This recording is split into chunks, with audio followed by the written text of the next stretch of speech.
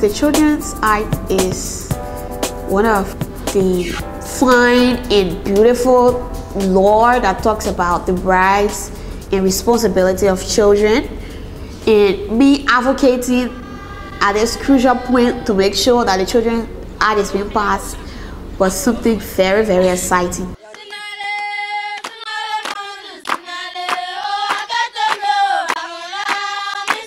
Children in Liberia really didn't have a specific, comprehensive law that protect them. So if anything happened to a child, we kind of had to dig in other laws and see how we can make the law work for children. So we needed something comprehensive that protect children because they were getting abused physically, emotionally, sexually. They're traumatized, and there were just not a lot of avenues and opportunities for them to really develop. I felt that without a legal framework, we were just, doing stuff for the sake of doing something.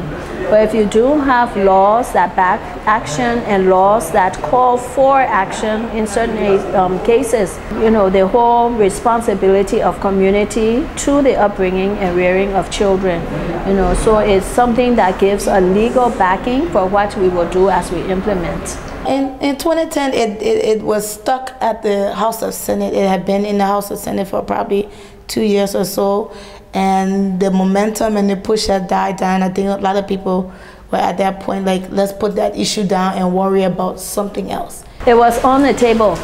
The senators had already predetermined they were going to leave it there because according to them, we were bringing in Western ideas.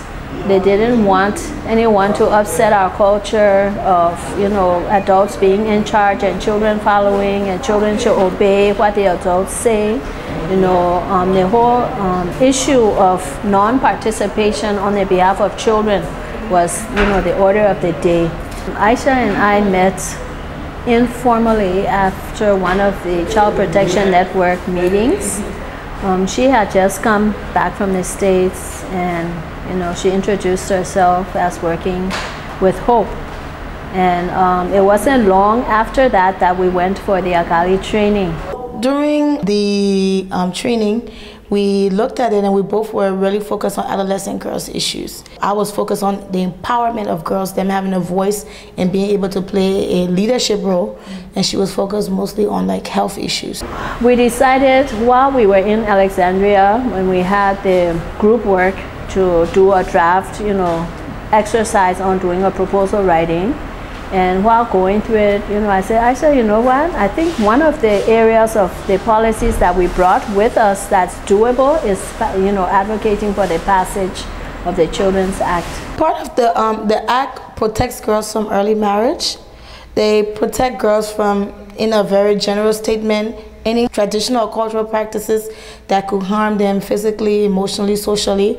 It gives them the right to education, so no one can pull them out of school for any reasons. It protects them from armed conflict.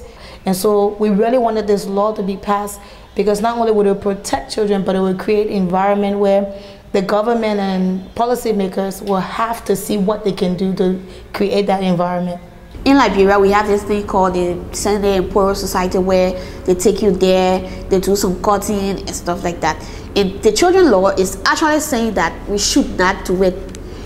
I have the right to decide if I want to do it. I should say, yes, I agree, I accept it. So if my parents will be forcing me that at age 12, at age 13, I should go in a turning bush, I know nothing about it. I don't know what harm it's going to cause me. But the children's law actually specifies that as a girl, I think it's not right that you do things to me that I don't want. The Children's Parliaments were one of the first groups that we trained. Their leadership is in Monrovia. And then in the 14 counties, we had children's assemblies. And we sent letters out that we wanted 2 boys, 2 girls, and then we wanted another additional 2 girls who were from either a health club, a girls club, or anything to be a part of the training we were going to host in their county. We noticed that since the NGOs have tried in the field, I think it was the time for the children of Liberia to take a stand. So we came together and started we will do this. We will meet every senator at this time. We will visit their sessions. We will talk to them, even if it calls us waiting for them at their car outside. We will wait for them. Then we say, okay, let's have your presence at the Capitol every day, you know. And so the kids decided we're going to go every session day. And so that's what they did. Every Tuesday and Thursday, at least 6 of them were there, you know, until this bill was passed. I think it was challenging because this is a country where you have boys in the front and girls in the back. So to stand up as a girl, see it as a need that maybe I should take the step forward, say my friends are short. I think it was challenging because you like being the only girl among the boys, making headways and trying to give the other girls the opportunity to see it like, if I can move forward, you too can move forward. Because it was a girl-centered issue, the girls kind of owned the process. They spoke up more. A lot of them were able to relate and talk about their own stories or the stories from their friends. So it made them very passionate about like, this thing that we are working on is about my life. And so they took it. Of course, the boys were active and they're involved, but I think the girls, from the standpoint that we took, the girls took this children's law as, if this law can be passed, my life will be changed.